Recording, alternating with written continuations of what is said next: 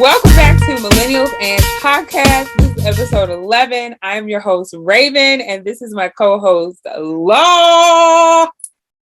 And on this episode, we're just going to continue what we did from the last episode, which is 3 things that I think every millennial had. Last episode, we did Law's version. This time, we're going to do mine. Are you ready, Law? I was born ready. Okay. I don't know what you could possibly come with that I myself wouldn't have already thought about, but this is going to be good. We're going to see. Or maybe you grew up in a way where you grew up a little bouge. You had some things that I didn't have. So it'll be a good conversation either way. Okay. So this is something that you had to do. So this was an experience. And you may have had something to help you with this experience. I know I did, or at least my dad did. So every Friday, my mom and I would go to this magical place called Blockbuster. Okay? But going to Blockbuster, their slogan was, "Be kind, rewind." Because they wanted you to rewind that VHS. It wasn't like a DVD where, it just starts from the beginning. As soon as you put it in, you had to rewind that sucker. So whether you had to rewind it after you watched it, sometimes things would slip through the cracks, so you had to rewind it before you watched it.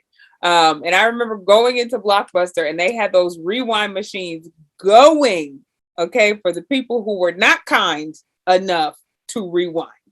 So do you remember having to rewind those VHS tapes?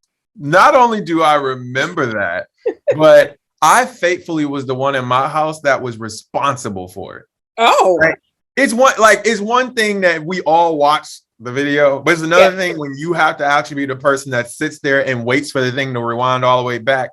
It was so annoying because it's not like it would happen in a matter of a minute. It's not like you could just expect it to be done in 90 seconds. No, that could take 3, 4, 5 minutes to rewind. And if it's not rewound back to the exact end of it, you got a fine. Yep. I don't know if you remember those fines though. I don't know. Thankfully, I did not have to pay them, and we were kind, so we rewound them. And then my dad had those machines like Blockbuster had, that you would put the VHS in there and you would close it and it would rewind it for you. So you didn't have to do it in the VCR. You had a different life, yo. Who owned that? My dad did. He, for whatever reason, that's one thing that he decided. This is not normal. No, I need you to know that this is not normal. No. Who else actually had one from Blockbuster? I need y'all to comment on that too. It wasn't from Blockbuster. It was just one of the things that they had at Blockbuster was the rewind machine. So my dad had one at home. He didn't buy it from Blockbuster. I know a rewinder I know we didn't have that. That wasn't a thing in my house. No. You just had a different life, yo. They had fees for both that, like a rewind fee, and they had a late fee for when you late.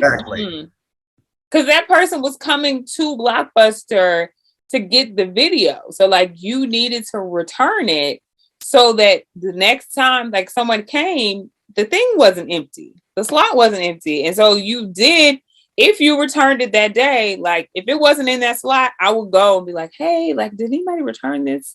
And then that was the way you could really get it before it went back on the floor. You could ask them and they'll be like, oh yeah, somebody did just return. I'm like, thanks. And snatch it up. I have to throw this out there. I know that the fee, it was 49 cents to $1 a day if you were late. This is just a late fee. Yeah. But if you didn't rewind, that fee could be added on to that, which is just insanity to think about. It was like they had a markup on a markup on a markup. Because they were like, we don't have time to be rewinding these tapes. Okay, so we need y'all to do that. Because it's just too many tapes. The Blockbuster was big. Okay, imagine none of them people return them tapes. Rewound. If we're gonna do Blockbuster for real, I'm gonna do this. I'm gonna ask you: do you remember Blockbuster had an adult section? Do you remember that? You don't remember that, do you? I feel like they did, but my mama was not taking me over there, and neither. No, we weren't allowed to go back. Wandering over there. We weren't allowed to go back there, but I knew it was an adult section because they'd be like, we going back here. You don't get to come back, which is. Oh, you went with some people that was going back there?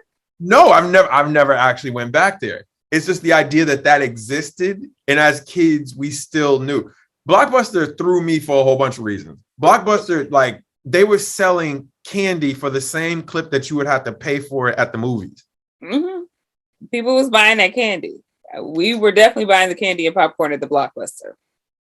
People were also buying CDs and movies. And here's the most egregious thing, though, Blockbuster-wise. This is egregious. They would actually, if you were too late bringing the movie back, they'd actually charge you for the movie at like $60 to $80 per the movie. Like if you kept it for too long, they just charge you outright for the movie, which no movie is $60 to $80. Confused. To them, they're like, look, now we got to replace this VHS. Okay, like this is too much. This is a lot of work. So you're going to have to pay because you're making us do all this work. Blockbuster was scamming. And that's why they lost out with Netflix. That's exactly why they lost out with Netflix. They have the opportunity to not only buy Netflix, but they also have the opportunity to actually create their own variation of it with digital everything. And they were like, nah, we got this on lock. Ooh. Or you don't. Anyway, what else you got? Okay. So next up, do you remember? Like today, we have so many luxuries that we did not have back in the day. Okay. So you would get a disc. And if that disc got scratched, okay, it was useless. And by disc, do you mean a CD? A CD, scratched CDs. Everyone has experienced a scratched CD in their life. And you know what I would do? Continue to play that damn CD, okay? Because it just was what it was. My mother was not about to be like, oh, well, let me just buy you a new whatever CD. We wasn't doing all that. April was not playing them games. Like, oh, you just scratched it? Let me get you a new one. Girl, no, you better play that CD. I have so many things I could bring up about this. One, and some of my friends didn't feel like there was ever such thing as a scratch CD. They're like, you could put some toothpaste on it and it'd be fine. I was like, toothpaste? They did have hacks. They had people that had hacks that was like, oh, you do this. But I'm like, the toothpaste don't got the music on it though. So how does that work? For them, it was all about just making sure that you cover up that spot so that it felt, they thought they were going to trick the laser.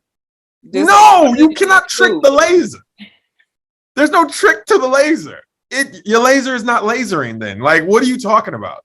But I do feel like the majority of my friends knew it was a violation and a disrespect to scratch my CD. Oh, no, that's like, you better buy me a new CD if you scratch my CD. Because like you would loan out CDs to people. You'd be like, oh, can I borrow such and such CD? I'll let you borrow this one. So if you return my CD scratched, like we's fighting. Like, what do you mean? Like, you need to buy me a new CD now. I don't even feel like that should be a debate. Like, if you scratch the CD, you should wholeheartedly just go, okay, I got to replace this. It shouldn't even be a question. You shouldn't think twice. You should go, all right, don't worry. I got you back the next time I go to Circuit City. And that's it. Because like, what? No, this is your CD now. You owe me a new one. I want to go back to what you just said, though. Like at the very beginning of this. If your CD got scratched, why were you still playing it? Why? Because I had to listen to the music. No, like you can't. Okay, if we were on a road trip, you put in this CD that has, even if it's a little scratch. It's the remix. It's one of my favorite songs, and then it skips. Do you know how angry I'm gonna be at you? It's you in my car, so you better not be that angry. Oh man, respect the other riders, though. Respect. Look, unless you got a copy of the CD, this CD about to be played in the car. Okay? You really would do that back then. You really would play the scratch disc. You just wouldn't toss it. You're like, all right, F it, I can't do this. I'm not getting a new one. I didn't have the music on my computer, so what am I supposed to do? Ma'am, use your $400 a month allowance. Use your $400 a month allowance to pay for it. That's what you do. No, I was buying Sanrio and clothes. We didn't have time. Look. We bought the CD once, and then we wasn't buying it again. If I really liked it and it was really badly scratched, then I would buy it again. But this most times it would be like scratched, and it would be some song I really didn't care about hearing. So it'd be like, okay, that's fine.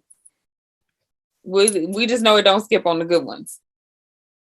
I love that you already know. You're like, girl, you don't even need to worry about that song. It's gonna skip by the time you get to the 2-minute part. But you already tell people, look, the CD is scratched. It's gonna skip, and they already know. They're like, okay, like you already knew what the deal was when it came to scratch CDs. Like, I'm like, oh, I got a small scratch on this.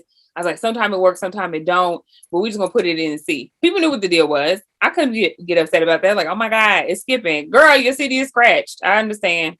But I don't want anybody getting in my car and getting a Lenny Williams experience without us listening to Lenny Williams music. Like every song is, girl, you know, I love you. Like nobody wants that. And if you give in Lenny when I get in the car and it ain't actual Lenny, I'm getting out of the car. Then you must not have want to ride that bad. That's fine by me. I'm not about to deal with you messing up classics. No, I cannot imagine you throwing on, I don't know, California, Dr. Dre and Pac, and then not even 3 seconds into the song, you ruin the auto tune. No, we are getting into it. Do you know how mad I would be? Nah.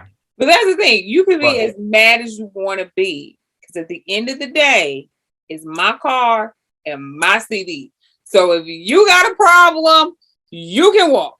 So it's like, look, this is what's going on. I'm going to give you a heads up. This CD is scratched and it skip a little. If you got another version of it, go ahead and pop it in. If not, we either listen to the radio or listen to this CD that skips sometimes on the downbeat.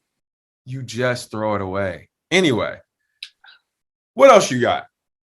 I'm sorry, I'm not throwing away my CDs. Okay. It doesn't work. What are you talking about? It doesn't work. It works on some of the other songs. Okay. So it's still good. Okay. Y'all is just out here contributing to the waste problem, throwing away good CDs. Aren't you embarrassed? Oh my God.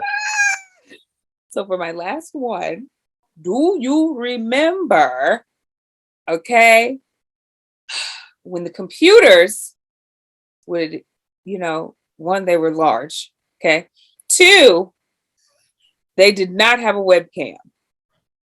So you had to buy an external webcam because there was no webcam, okay? None at all. I'm going to be honest. Not only do I remember that, I feel like those webcams were better. I do. It's just how I feel, because you can't adjust what we looking at right now. I can't adjust this with the external joint. I could move that thing around and do one of these. You can't do that now. Technically, that kind of is better technology if we being honest. But I will say my iPad has tracking. So when I move, my camera moves with me. I didn't know it did this, but the new iPads do that, where it tracks you as you walk around. And I was like, this is cool. So it'll zoom out, it'll zoom in, it'll move with you. I'm like, this is amazing. But I think because the lenses were bigger too, they also, you got a lot more area with the older webcams. But that's what I was going to say. Like, it was more expansive, but to your point, like, that's a whole added layer of technology. See, you doing extra stuff. I'm talking about the ability to get that wide. Like, if I turn it wide. Yeah, if I turn it to this certain angle, you get this full wide. Man, that was fire back then, man. You couldn't tell me nothing. You couldn't tell me a thing. And I will say this much: we were using streaming at a different clip then, because it wasn't really a thing the way that it is now. Mm-hmm. So if you got to be on a webcam, like everything had to be fixed appropriately. Yes. Like the lighting has to be absolutely perfect, because it would normally come up a little bit more dim than what your Mhm. actual room looks like the whole nine. You had to do a lot of extensive work to make stuff work with the webcam back then. You definitely did. And the thing that just came up for me was I love Catfish. Okay. Oh Love my. Catfish. Love the show. And just thinking about like how back in the day they'll be like, so he don't have a webcam? So he like, because it wasn't like you could FaceTime them back in the day. You couldn't like do any of these things. So they're like, so he don't have a webcam at least? Like, and that's what it was, because it wasn't like, oh, he doesn't have a computer camera. It was a webcam. Okay. Put some respect on the name of the webcam. And it was like, oh, he don't have one of those? Like what? You know what? Back then, I was strong on Black Planet. You don't remember Black Planet? Stop playing with me. First of all, Black Planet you don't know was nothing the about business. Okay. You don't know nothing about having a guest book. Stop it. Okay. I met some little, high school bays on the Black Planets, honey. Okay. I was out here in these streets. Okay. Side part. This is gonna be a bonus that you may or may not have known about both of us. But both of us had Black Planet accounts, and you weren't a Black millennial if you wasn't on Black Planet. I'm gonna say it for you. Okay. Black Planet was a jam. Okay. I think Black Planet came out before MySpace. Yep. Black Planet came out before Facebook. Yep. With no Facebook, with no MySpace. We had Black Planet, and then we had the Hispanic version, Mahente. Oh, I remember Mahente. Oh my gosh. I think I was trying to be over there too. Give me a little. Give me a She said, Mira. No, but Black Planet to me taught me more about technology than school did. They had us coding back then. I'm over here putting songs. I'm over here adding fucking everything had to sparkles. be on the back end because you had to change your background. Like if your Black Planet page was not customized, you were doing it wrong. Like you were doing Black Planet all the way wrong. We got to have a whole episode on Black Planet. You know what? I'm here for this Black Planet talk. I'm here for Black Planet talk. We previewing it, but next season we might have to go deep on Black Planet because I think there's a whole rabbit hole. Black Planet was that girl. Okay. Like everybody, every Black person was on Black Planet, honey. Again, if you a Black millennial and you didn't participate in Black Planet, you didn't live. You didn't. And it's fine, but we're going to have to address you. Yeah. Black Planet, like you said, was the first like Facebook, the first MySpace. That episode's going to be good. I got some stories about Black Planet. So to close this out, if you are a millennial, you've been through some things, okay? From having to rewind the VHS tape, whether you had to be the one to sit at the VCR like Law, or you had a machine that did it for you at home, it still needed to be done, or you was going to get charged them fees. To throwing out CDs that was scratched. Which is what you're supposed to do, by the way. It literally have a hairline fracture on it, and now it has ruined the entire experience. To having a camera that is not attached to your computer, okay? That you could literally put wherever you want. It's a beautiful thing. You know, it was a blessing and a curse. We've been through some things as a millennial. As we've said on previous episodes, we've had the most technological advances in our generation than any other. So we've been through some things quickly. Okay. Quickly. So Law, do you have any other final thoughts? No, these two past episodes have made me more proud than ever to be a millennial. Because all the nostalgia that this is bringing up for me is making me so proud. I'll leave it on this note. People, just be kind and rewind. That's it. Yeah. So until next time, guys. Bye. Bye.